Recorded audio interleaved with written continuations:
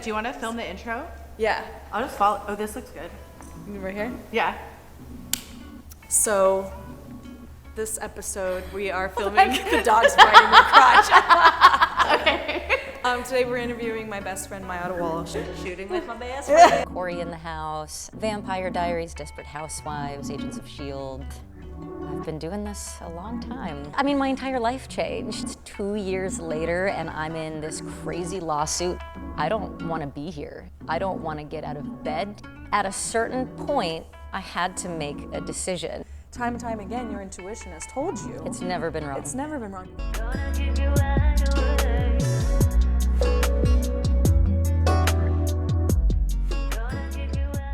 Hi, my name is Kelly Balch, and I'm an intuitive empath. I've been a wedding photographer for 15 years. My goal has always been to tell the story of my couples, and now I'm moving into telling the stories of my friends, celebrities, anybody who is willing to get very deep with who they are. It's always important before every shoot. We don't know what space we're going into, and everybody's bringing in so many different energies, so it's almost like a reset. Ray. Thank you. Wait, are you allergic? No. The dogs. Yes, mine. I love this look. It's like tomboy, but not tomboy. Yeah, I was thinking it was like schoolboy. Yes. Head down like you were laughing, and then up again. Yeah.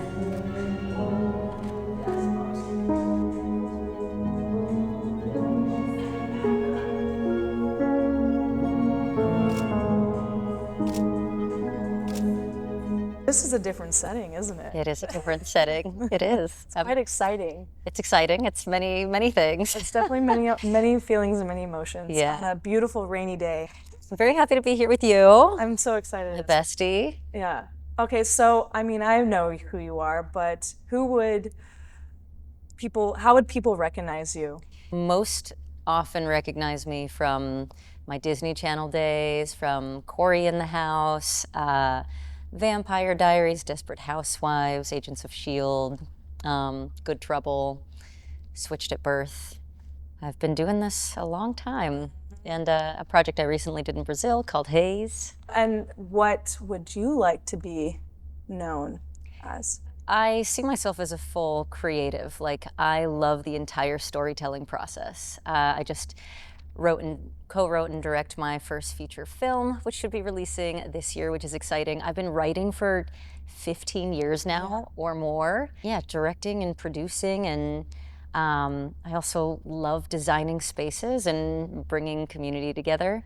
So really anything that has to do with art or being creative, I'm obsessed. It's like a 7-day-a-week kind of thing. Oh yeah. Yeah. I've always known you as such a beautiful creative, and writing. Always been a writer. Love writing. And then directing. You have a directorial debut with this film, right? Yes, yeah. So it's my first one, and I love the process. I love working with actors. I love being on set. I love pre-production.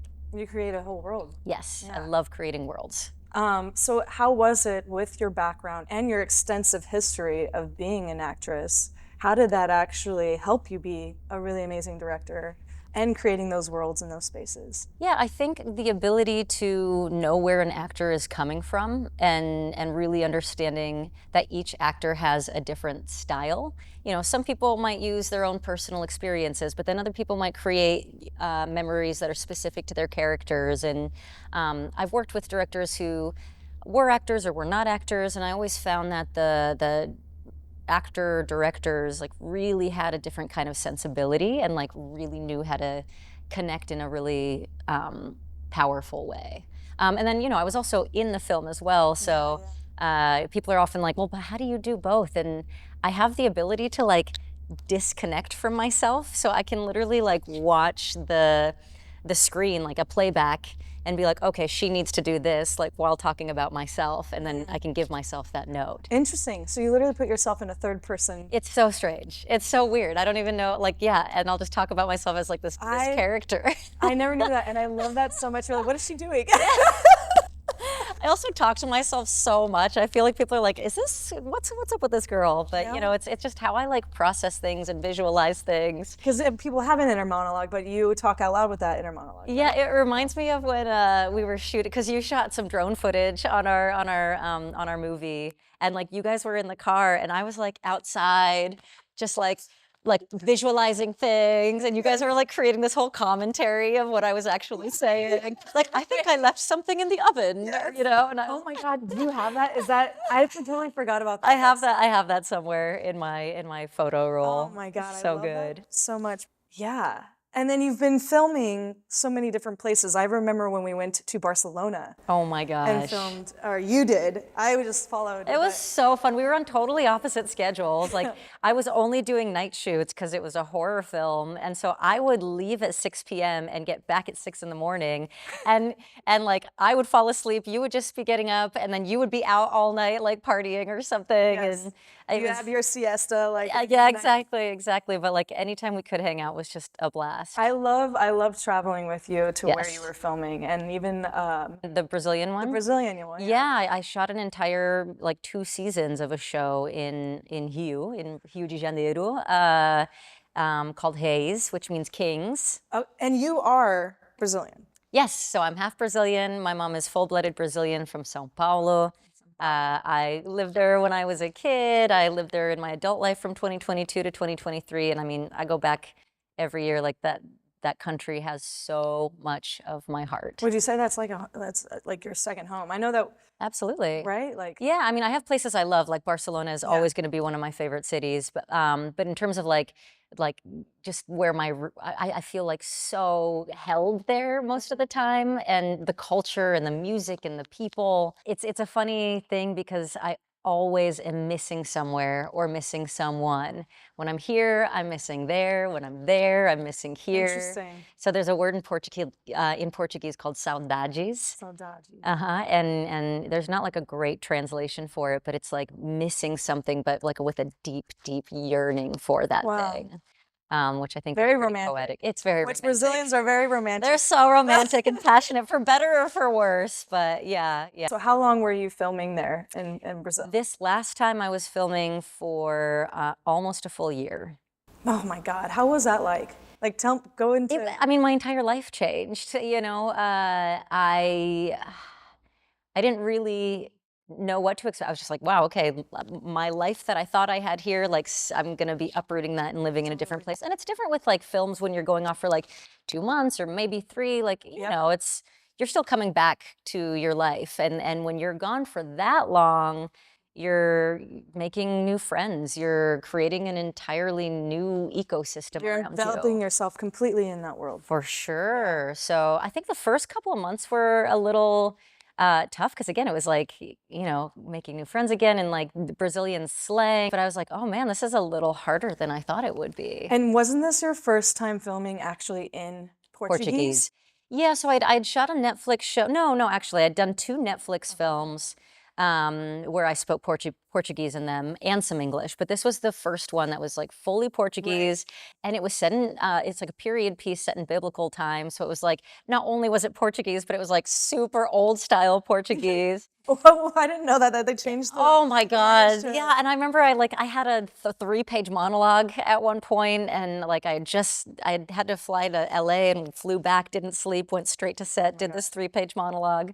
It was one of like the best boot camps. It's just like being in a play. They give you 2 takes and it's just like go. How was it being on set? Like, just tell us like that whole world. I mean, the set itself was gorgeous. Like they really poured so much time and energy. It was one of the biggest sets that I think I've worked on yet. Just like they were building massive cities and massive homes, and there you're working for the most part like 6 days a week. And like I said, it was like a play. You don't have much time. We shot like, I don't even know how many episodes per season, but it was like a ridiculous amount. You'd shoot like 15 pages a day, maybe 16 sometimes. Wow.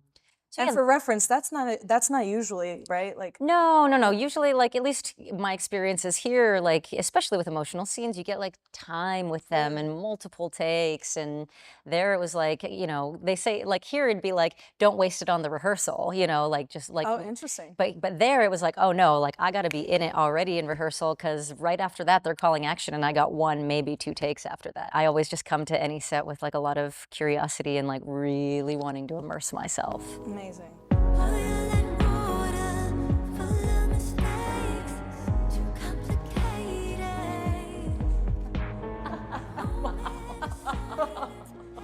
Shooting with my best friend. Bye. I love that. Nice. So photogenic. I really loved hearing about your time in Brazil because you were on an almost all-female cast. There were so many women involved. There were a lot of Like women. how fun was that? It was great. So I played one of King David's wives, and he had many of One of them. them. Yeah. And yeah, I gotta say the Brazilian talent, like the actors and the actresses, like were so good and so present. Plus, you like got 3 months of preparation, which like you never get Wow. here almost. It's usually just like, all right, you are meeting that actor for the first time, maybe the second time, and you just like jump right in. But like we had months of preparation, and we all became friends. Like I got to like hang out. We'd go out. We'd go listen to samba. We'd go to live shows. We'd go to the beach. And you're in Rio de Janeiro, which is like beautiful. So I know when I got to visit you, it was towards the end of filming yes, for your part, and getting to meet everybody was just amazing. You could tell the sisterhood and the camaraderie that was really built with you Yeah. guys. And yeah, like you really got to be like that was you grew, you had family there, and then it was Yeah, really special. yeah. But I remember hearing that it was also not so special yeah. towards the end, and that kind of family aspect of feeling how Brazil was to you got kind of Oh jaded. yeah, So my entire Brazilian experience got very tainted by the end, and I couldn't go back for 2 years. Like that's how dramatic it was. So I worked with a manager. I'd been working with her for years at this point. She had gotten me my 2 Brazilian Netflix jobs, and I considered her like a really good friend. We had plans for the future. I thought she was like, it was like amazing representation. I was stoked. I'd met her whole family. And then, yeah, I worked there almost a year, and she paid me 1 month out of that entire time I was down there. for a whole year. Almost an entire year. And really quick, I Yeah. remember you telling me that you were on set and you started even asking some of the girls, like, hey, did you get this? Like, Well, yeah, right? because first of all, I trusted her, right? Like we Yeah. were friends, Yeah. and she was, kind of saying that like the reason that the production company hadn't paid me yet was because I had taken so long with the contract because there were certain things that we had wanted to change, and then to change, and then yeah, here in the U.S., like the production pays your agent and then the agent pays you. And so that's how we were doing it down there is the production company was going to pay her and she was going to pay me. And that to me was very normal. Yep. I found out later that that's not normal. And the production almost always pays the actor directly and then Wow. they pay the agent. So yeah, it was like a lot of back and forth and her saying she was sick and in the hospital and pulling at all my heartstrings because I'm like, I care deeply about this people and people I Yes. care about. But at the same time, I was like, okay, like this is getting kind of crazy. They were supposed to be like paying me back from May and now it's November and I've only gotten one payment. Like what's happening? And it sucked. It like really coincided with when you came out because you came out for my birthday right around Carnaval. And that was the week that I found out without a doubt that Everything came to a head. yeah, Right? and everything that I thought about her was not true, and that I thought maybe something weird was going on for like a month or two, but it turns out like she knew what was going on almost the entire time. And it's 2 years later, and I'm in this crazy lawsuit still, and I still have not seen a dime from this person. I've never gotten an explanation of why. Wow. And yeah, it was probably you know, I still had a roof over my head and I wasn't in a war zone or anything, but on a personal level, like one of the most one of the worst things that's ever happened to me in my life. That was like, and you know, I had just gone through a heartbreak too, which that I can handle, but it was just like heartbreak, then immediately thrown into this position with her. And then and then I was able to like talk to production and they were like, oh no, we've been paying you we've been paying the entire time. I got to see like all of the receipts and I was like, it was shocking. What was your, like, seeing that? I can just like almost, I'm like, I want to cry for you. Like, it just, my heart would have dropped. I think like that week of my birthday, I was like, I need to know you're at the bank. Like, what is going on? And then it really sunk in the day before my birthday party. It was a Friday afternoon. She was like, the money's gonna land in the account tonight. And then it was after 5, and I was like, banks are closed. And I didn't hear from her for like 5 days, and she had never not responded to me. And she knew it was my birthday. She knew it was my birthday party that weekend, and then I'd like organized this huge birthday party, like up at this Airbnb in the mountains. And it was tough to get up to, and like, you know, everyone there to like celebrate and to be together. And I was just like in such, you know, shock and disbelief. And I've never seen you so out of body and disassociative. Like, is this real life right now? truly, Never. You've always truly. been so like present and embodied and thoughtful and caring, and you were just so Yeah. sucked out of this whole. Again, it was pure shock. It's like to invest that much time and art and energy, and especially as an artist, like we give our fucking souls to what we do, you know, and it's hard enough like for artists to get continual work. So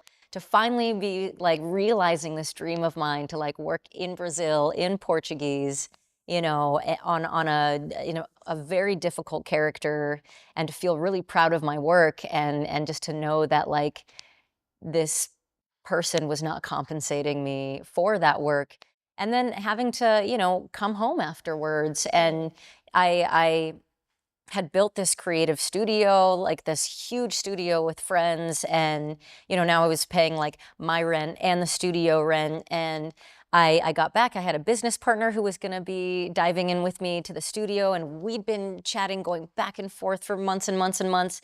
And then literally the day of him signing the contract, he disappeared. Interesting. And like it like cost me almost the same amount of money as my manager did. So it was just like one thing after another. And I honestly spiraled into the deepest depression and anxiety of my life. Like I've had anxiety most of my life. I've had more panic attacks than I can count, but I'd never really experienced depression, because like my anxiety was more so of just like, you know, wanting to get everything done that I want to get done, and actually having a horrible fear of death. And then the depression was like, I don't want to be here. I don't want to get out of bed. Nothing is worth it. And because I was still trying to get the studio going on my own now, still with help from friends, but really it was like my time and energy into this, I had to be social. And all I wanted to do was be alone. As one of my best friends for 15 plus years, I've always seen you as someone so stoic. You know how to like be like, okay, well that's going to be put in that, you know, box, and then I'll still get through it. And I never knew you had a lot of anxiety. I never knew that you were even going through this depressive state. Yeah. Which made me sad as your friend.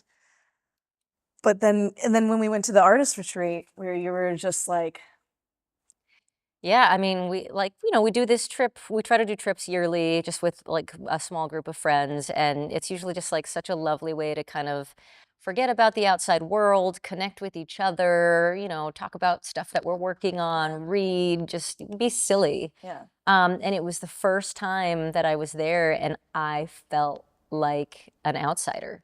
And I just felt like it was the last place on earth I wanted to be, which was with my best friends.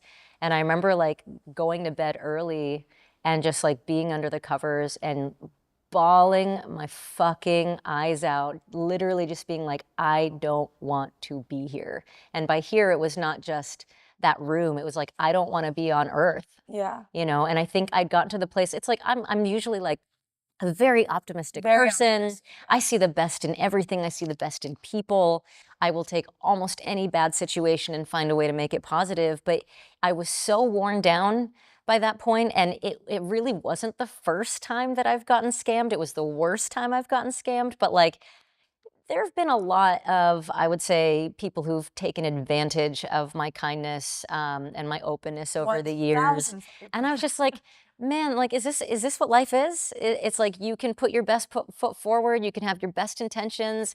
You can, be generous because you want to be, and then it's just going to be pulled from under you. And do we really value money and success so much so that we are willing to drag down other people just to get there, to ruin people's lives? Like, is this the world that we're living in? And is this the world that I want to be in? Right. And I think at a certain point, I had to make a decision. And like, I swear to God, if it wasn't for family and friends, like, I don't know what would have happened.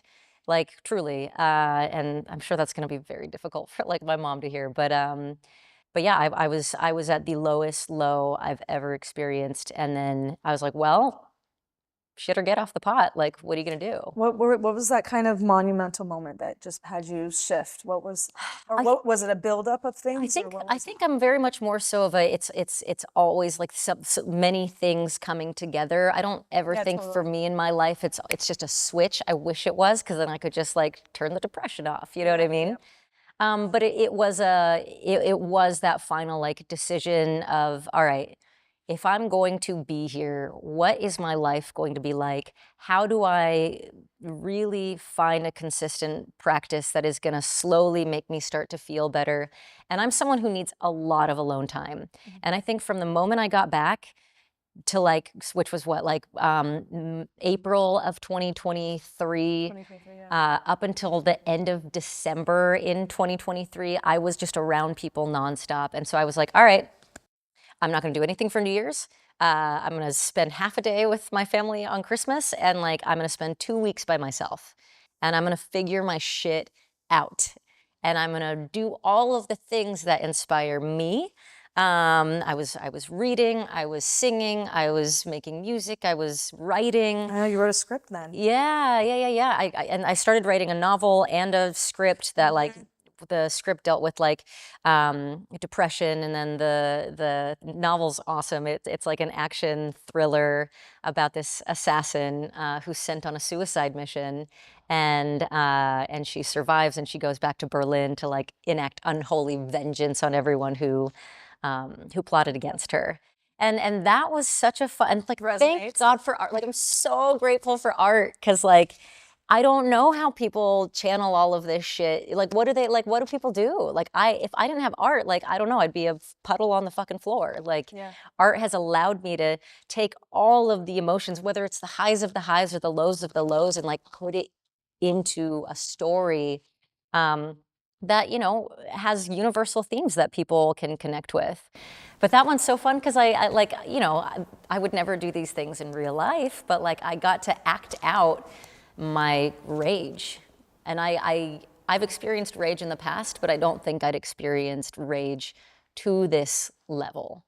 So yeah, slowly, and then it was just nonstop. Like then 2024 happened, my agency imploded, totally disbanded. Then a couple months later, my manager left the industry to manage influencers, which, super happy for her. But it was just like, it was like manager here in America. Yes, and I was just like, man, I just can't seem to get a break. Catch a break.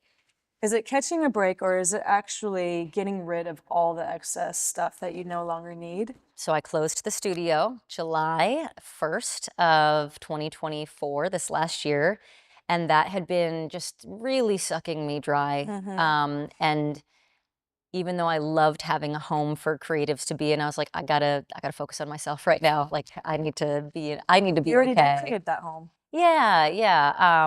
And it was hard to let that go, but once I did, I was just like, all right, like I'm out. Like we ended up going on a trip, and I kind of just rediscovered my joy again. And then literally the moment I got back, started shooting an action comedy that I wrote and was directing it. And like really found my voice again and found and have been continuing to find that like power within me again, even though I'm still so fucked from this situation, you know. Where are you right now currently with it? You know, it's there's still no resolution. Like I put out my The story. situation we're talking about going back to is the Brazilian with your manager. Yeah, so there's still like I'm still in the lawsuit. She still has not paid me what she owes me. Um, After sharing my story in Portuguese recently, her and her lawyer came back to me kind of within those 24 hours, and they were like, she's willing to pay you less than what she owes you over 30 installments. Oh, well. And I was like, no, No. no, that's not how that works. Cute. Cute, but yeah, no. So I would rather wait until I know I'm getting the whole thing.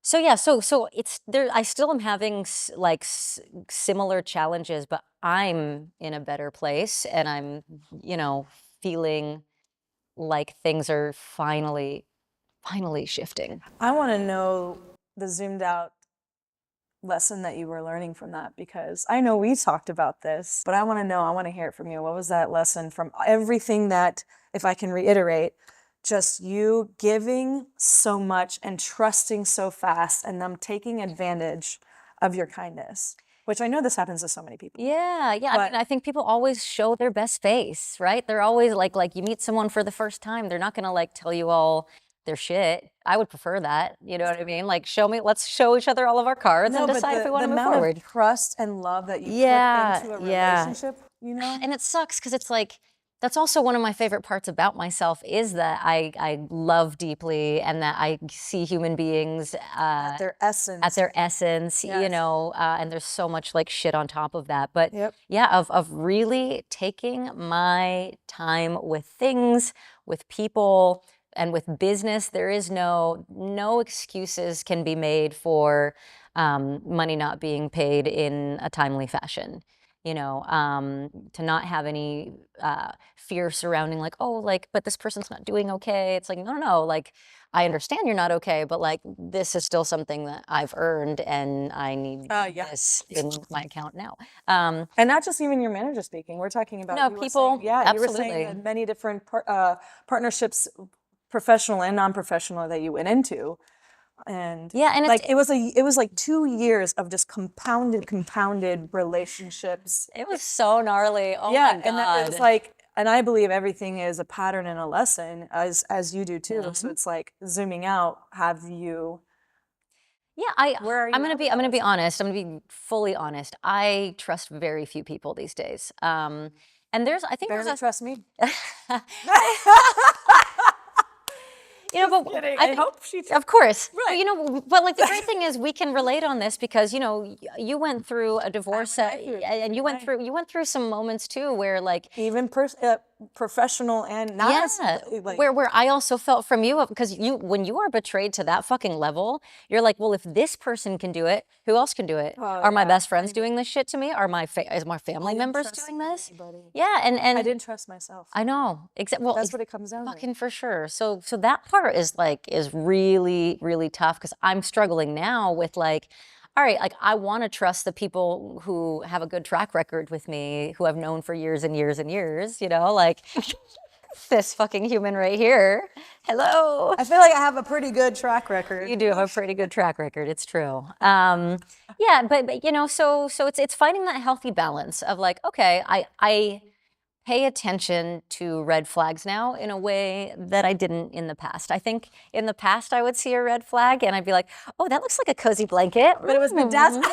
let me just snuggle into this red flag. It was bedazzled, and you're like, wait, that's And then I was like, oh, maybe I can turn it into an outfit. This is kind of cute. That is the best analogy for you. And I feel like for a lot of people that can probably resonate, this is like they'll see that red flag and be like, well, we can alchemize that. We can transmute it to something else, like a cozy blanket. Yeah, exactly. Maybe wrap it up in both of us. Yeah. And now I'm just like, okay, I really pay attention, and I always pay attention to how something makes me feel before, during, and after. You taught me that. Yeah, your gut will never lie. And just because you feel great about something before and great about it during, if you feel like shit after, there's a reason for Your that. gut and your intuition. And your intuition, absolutely.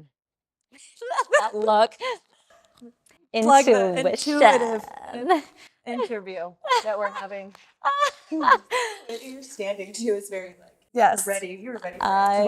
Love it. We're intuitive. You are literally one of the most intuitive friends that I have. Yes. We talk about this a lot, and that's what it was, I think, flabbergasting for both of us to go through our experiences of being like, but we knew. And that, I think that's But what we knew. Yeah, exactly. And I think that's where it comes down to what you said too, of just like not being able to trust yourself too, because it's like I ignored things that I should not have been ignoring, and then I got really mad at myself too. And I was That's where most like, my fucking alarm bells were going off, but I was like, no, like I know this person, you know, but no, there's a reason those alarm bells go off. It only goes down to that, and that's what I've learned, and I Yeah. love that we've talked about this before. Is that like we didn't trust our intuition because we were giving them the benefit of the doubt, thinking like, okay, well, this might be in the moment of what I'm feeling, but is this going to be continuously through? And time again, your intuition has told you It's never been wrong. it's never been wrong because you were literally feeling their essence of who they are, which is. We come from a world we trust people. I know. So now I'm a little more like this, and you have to earn my trust now, whereas in the past I would give it away freely.